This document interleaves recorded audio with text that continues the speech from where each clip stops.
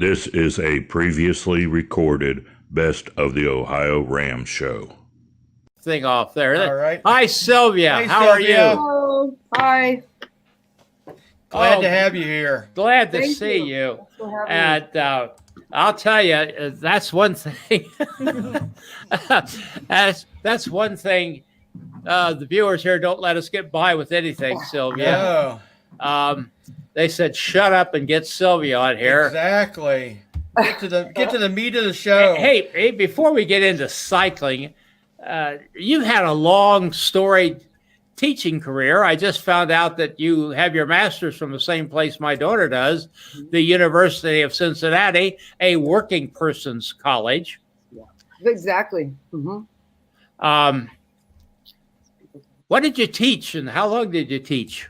I taught high school biology, mostly biology, high school science for 36 years. I just retired December 31st. Outstanding. Mm-hmm. Just in the nick of time, huh? Well, yeah, the district had a golden handshake, and I said it's time. You took There it. you I go. don't blame you one little bit. You know, Yeah, it was just the COVID. And that's the trouble with work. It does get in the way of cycling. Yes, definitely. It's one of the reasons why I took early retirement. I think Jim too. Anyhow, Yes. Jim, it's your night. I've Oh no, we're been- in trouble. I think Sylvia should host then. Tell us a little bit about what got you into ultracycling and cycling these crazy long distances. Well, I started cycling in college, and I just went on long rides. And then for like literally 30 years after that, I did a lot of bike packing, bike touring, bike riding, road biking, mountain biking, all kinds of biking. And then we have a place down in Borrego Springs. And the first year they had the 24-hour in Borrego Springs, I just happened to be coming down here. And I saw some people riding at night. I didn't know what was going on. And then the next morning I rode over to the circle, and it was really small. There wasn't, Right. And I looked at the signs. I kind of was looking at it, and then I got back home. I started reading about it, and I thought, that's something that maybe I would enjoy. So then my first trial was a SoCal RAM challenge, and then to kind of went from there, and I just started learning a little bit. I got a coach, and I'd never done intervals. I just rode. I didn't know anything about anything except how to pedal a bike. So I started working with a coach and learning about, I got a power meter, and all the numbers started like, wow, okay, like you can actually see like you're not pedaling hard. Exactly. And that actually, the power meter really it really increased my ability to push hard for long periods of time, because you just don't realize that you think you're pedaling hard, and then you look down and you're like, oh no, actually I'm not. Exactly. So- yes. So between Very a good power tool. meter and the first coach I had, really, I just started working really hard at it, and I've always been like a workout fanatic, so it kind of all just fell in place for me. Gotcha. And that all led you to this recent event. What was that event you just finished? Oh, the last one we did was the Texas 500, the Texas Longhorn 500. Yep. And how did you do? Well, I won that one, but that was it was an endurance sufferfest if there ever was one. All I did was win. Yeah, no big deal. Well, I didn't even know I had won when we Wow. crossed the finish line. And Fred's like, "You're the first woman to win this event." I had no idea because we didn't have trackers. Right. So I just kept pedaling, and Yes. the roads are so rough down there. It was really difficult as far That's as what we heard. Yes. Woo, yeah, and so really it was just I was able to sit on the seat longer continuously, I think was the deal. That is awesome. Well, So- we're proud of you. That's great. Well, thanks. And the first woman to win overall there. That is awesome. And I hope many more follow in your tracks. Yes, for sure, because Yes. endurance, I think the longer the race, the better women are going to do too. Definitely. Lee and I have been talking. We hope to see a RAM overall winner woman and Yeah, I it's think going you to might happen do one soon. this year. That's You what might- we've been talking about. Yes. I think that's a possibility. I do too. I do too. One thing that happened in Texas, we had drove out the week before, and I did a bunch of training rides. And the day before the race, I had 3 bikes. And the day before the race, I get off my bike and I realize the seat is a little loose. And I look down, and on my Trek Domani, the Project One, the bolt had popped out. And it's not just a bolt, it's like a special bolt that no one made. Yes. And very, very fortunate that this wonderful woman at a bike shop in Fredericksburg sent us to, she called to San Antonio, and they happened to have one. Wow. And went there, we get there, they put it in all good then, but that wasn't my race bike. That was my second bike. We get to the hotel where we were going to stay, and I look at my race bike, and we had just bought a new rack for e-bikes. Yes. And this rack, instead of the bar going over the tire, it goes over the top tube. And I look at my top tube, and I'm like, oh, it's scratched. And then I looked again, and I'm like, oh, it's crushed. The whole thing was compressed. Oh, no.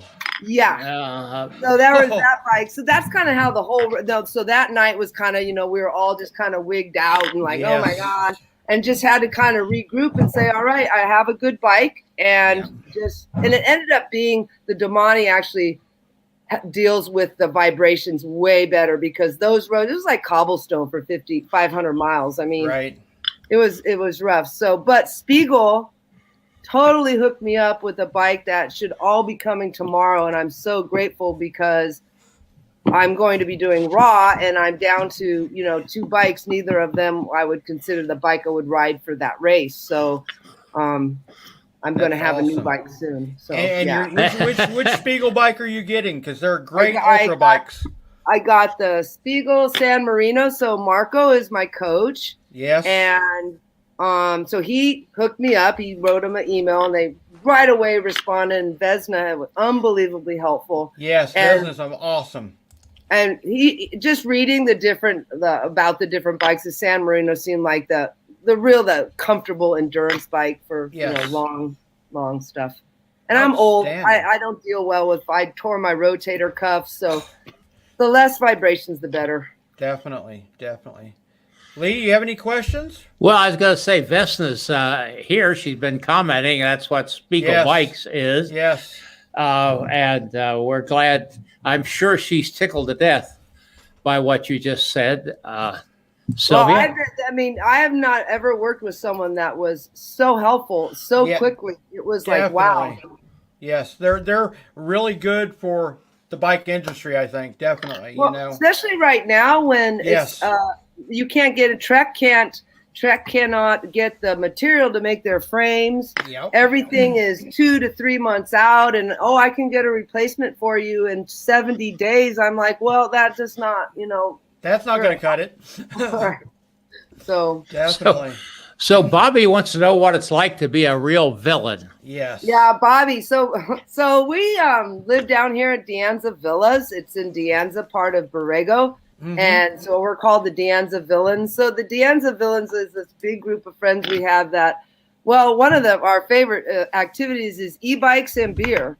So I'll go do my workout, my hard workout, and then we all get on the e-bikes and we villainize Borrego by riding all around, and then we end up almost like 3 times a week at Pablitos and have a beer, and then we head home. So you're an e-bike gang then, right? Yes, an e-bike gang. Sometimes I ride my mountain bike. And they're riding their e-bikes. And actually I think, because I do quite a bit of mountain biking on pavement and pushing that rubber, I feel like it's really helped me.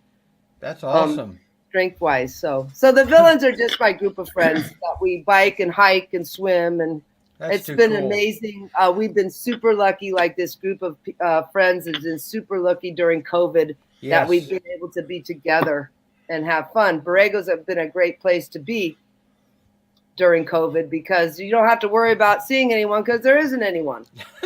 So awesome. Well, from its beginning, and it's part of the mission statement of OhioRAAM show, is to support the growth of women in ultracycling. And what you have done certainly helps that. When other women see that women are winning overall, what do you see as the limitations? What is the holdback as far as the number of women? What's the future of women in ultracycling, Sylvia? I think it's just getting better and bigger, and I think that in this day and age, I personally don't know too many women who are going to say I can't do that because I'm a woman. And so you've got some really athletic women that have been a big differences. I think now the women coming up are women that have competed in sports of all sorts their whole lives. So they're not going to think they can't do that. And I know a lot of women that if you say they can't do that, they're going to make sure that it's wrong. Exactly. So, yes. No, I think that it's, I do predict a woman winning RAM at some point. This year would be actually the year because some of the big name guys can't get here. Right, exactly. And that's what Lee and I have been thinking, that this could be the year. There's a huge and the trouble with that, Sylvia, is if that's the case, they'll always have an asterisk after their name. Which isn't deserved, but which isn't deserved. Yeah. No. There should be no asterisk for anybody that finishes, much less comes in as a winner. I agree that will always say, but I thought last year if we would have had a race, yes, we would in likelihood had a woman winner. Mm-hmm. So I stand by that. I think that's in the future. I think there's something, I don't know. I mean, maybe you'd like to comment on it. Maybe there's something about the woman's physical makeup and mental makeup that makes them particularly advantageous for this kind of sport. Well, women have babies. So women are able to endure pain. Yes. I think a lot more than men in general. I could be wrong about that, but I do think that women have a higher pain tolerance. Yes. And it is painful. Let's not kid ourselves. You're sitting on a bike day after day with hardly any sleep, and it is just grit and determination to get through that. And women have had to have that for centuries just to survive, right, in a man's world. So actually, I think it really lends itself well to women just growing and growing in this sport. Actually, this year I'm going to do RAAM, and then in Durango we're going to hop on and join Dorina Baccaroni's crew and help her get across.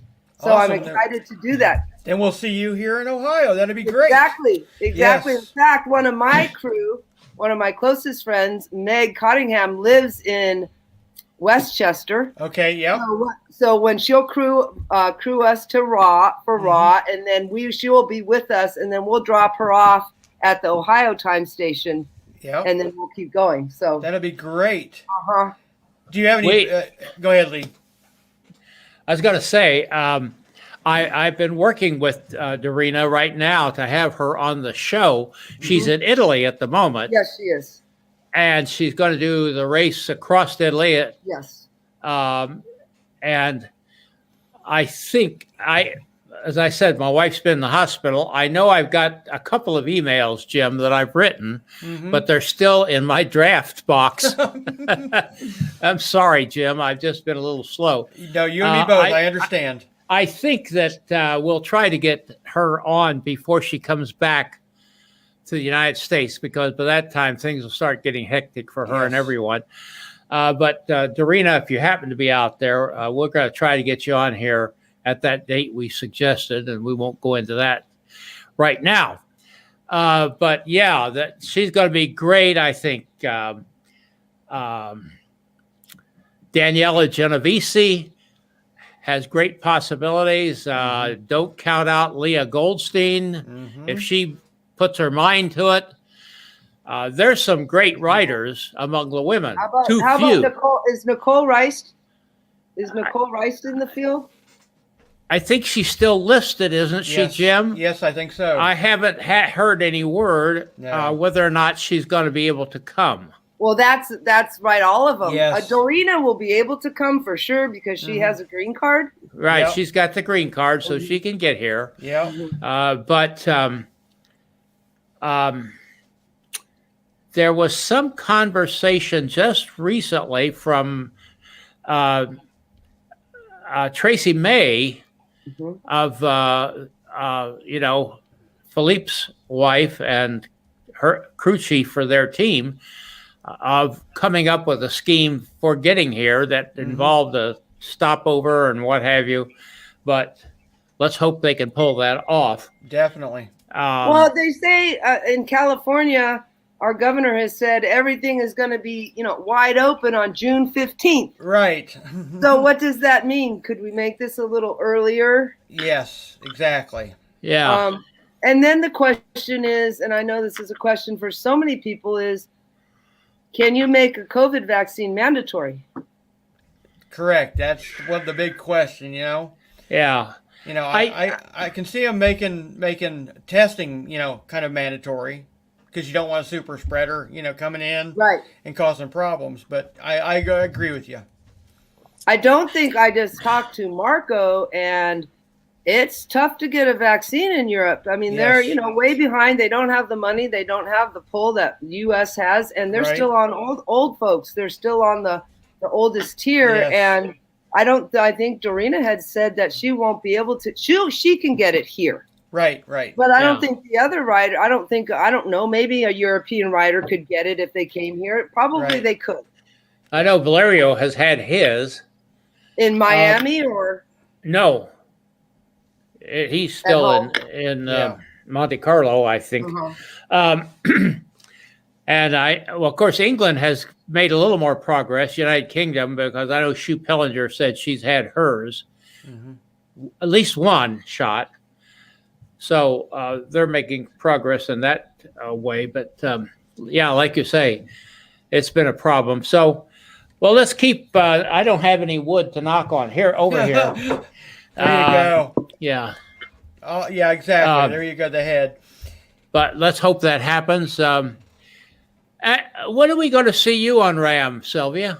Oh, honestly, I really, really worry about just long-term injuries. I've been playing basketball. I played basketball in college. I still play a lot of basketball.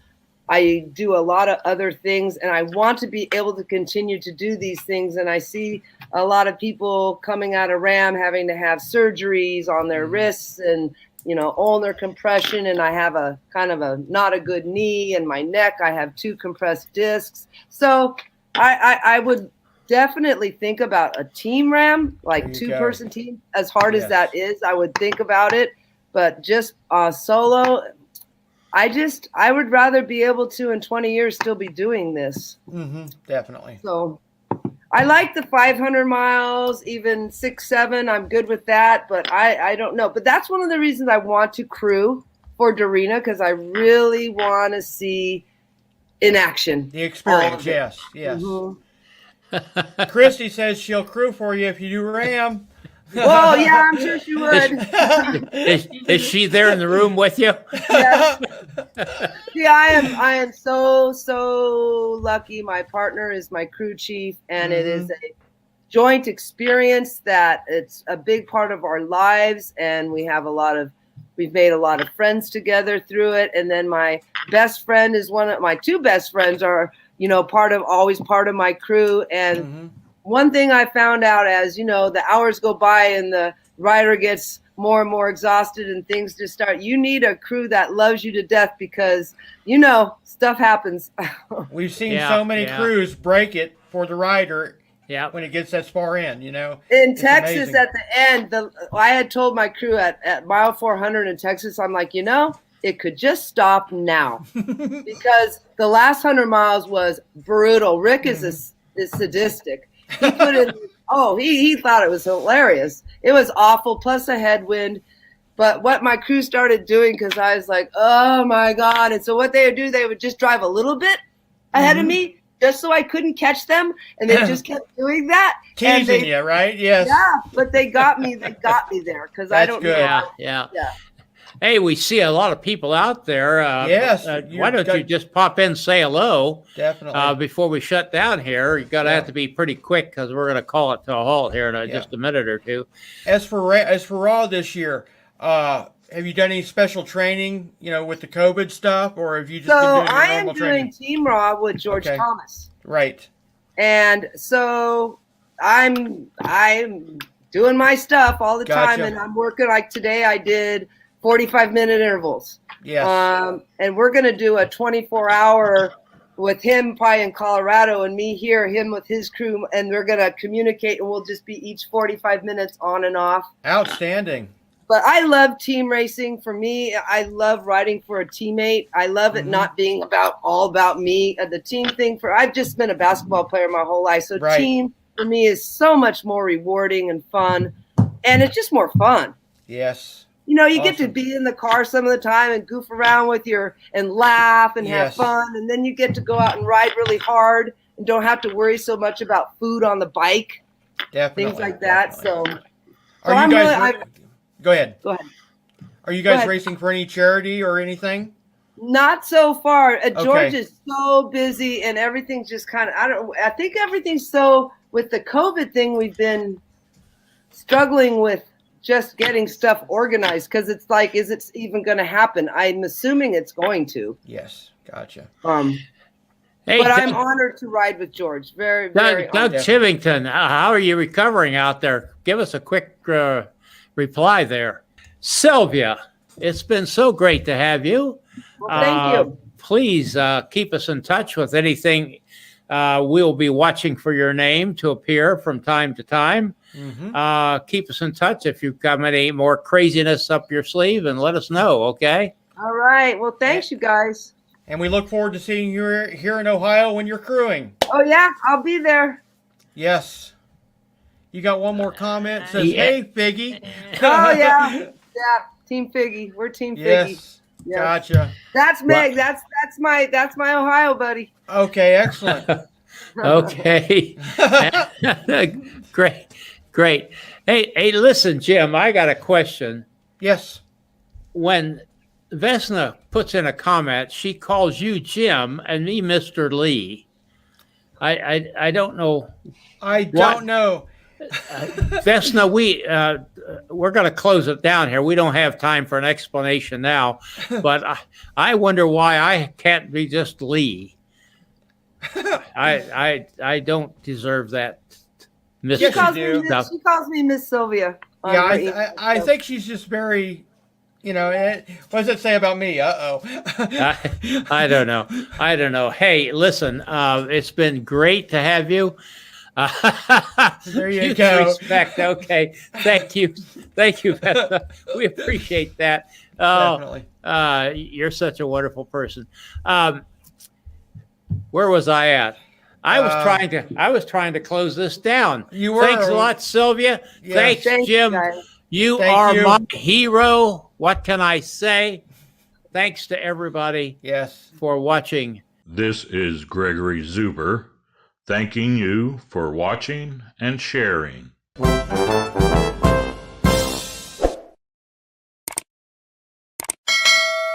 Music by Kevin MacLeod.